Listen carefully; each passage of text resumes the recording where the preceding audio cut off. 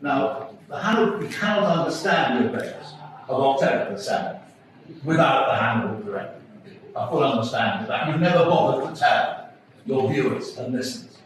Now, Haaretz has reported it, Yeriot has reported it, the Israeli papers, ABC News, the United Nations, the BBC. I would love to know why you have never reported, never mentioned it once on that. Question number one.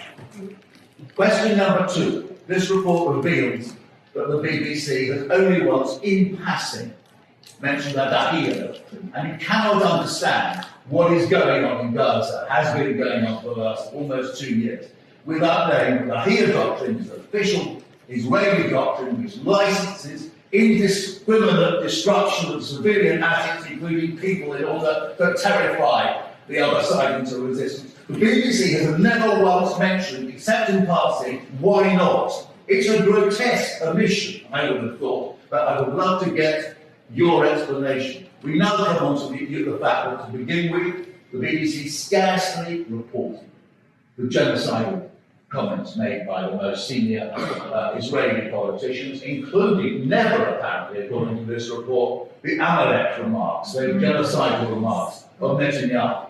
So you never educated your audience about the genocidal remarks, and according to this report, on 100 occasions, you closed down references to genocide by your guests. This makes you complicit, my lord.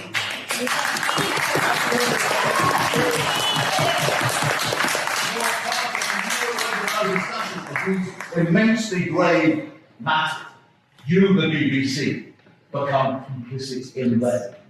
Bear that in mind. I just want to mention one other thing. And I can't believe what I'm going to say. This figure of 6%, 170-something journalists murdered by Israel. BBC's only bothered to report 6% of them, whereas you dutifully reported 60% of Ukrainian journalists. Do you agree with David Lammy that there are no journalists in Gaza? You were saying you had your own people. Why? I would love to know why you over-reported, because I find it, as a journalist, as a human being, actually.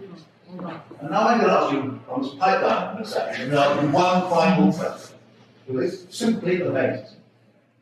We have in Britain the leading historian of Israel. His name is Avi Shleim. You won't have heard of him because you've never brought him on your channel. Avi Shleim is the leading historian. He's written more authoritative books about the history of Israel than anybody else.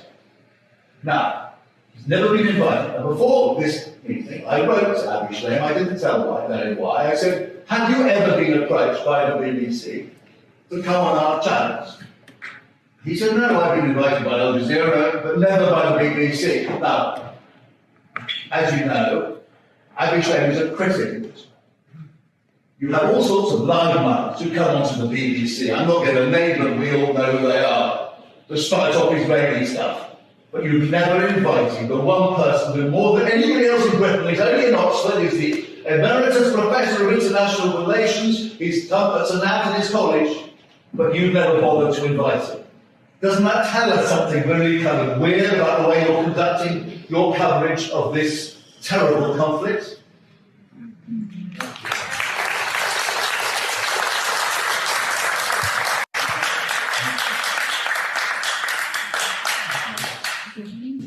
I've got huge admiration for you, Peter, and I can hear your passion and the sincerity in which you're making your voice. And I do not, and there's no point in you pretending to claim to understand what will be as knowledgeable as you on some of the doctrines and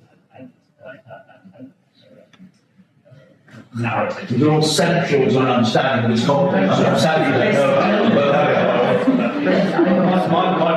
My role is to direct the journalism. I'm not a Middle East expert, and I wouldn't claim that I understand. So I'll send somebody along who does, actually, who can defend BBC, rather than who simply say, you don't know what I'm talking about, because you've done that sort of